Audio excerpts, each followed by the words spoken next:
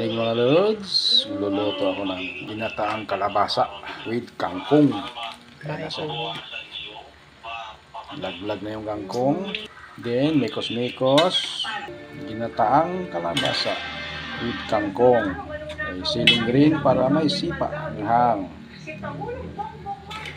Talong, okra. Yan. Ngayon, ilagay na rin ang gata. Kasi ginataan kalabasa nga naman siya. Okay. Mikos uli. Halos lang siyang nagalit.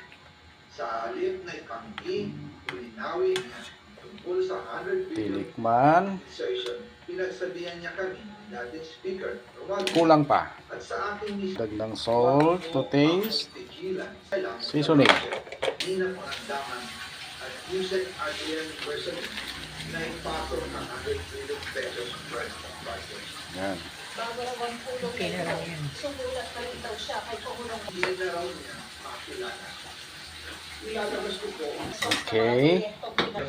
Konting kulo na lang mga lods. At papatayin ko na apoy kasi maluluto na siya. Lods, thank you and good morning. Sabi niya,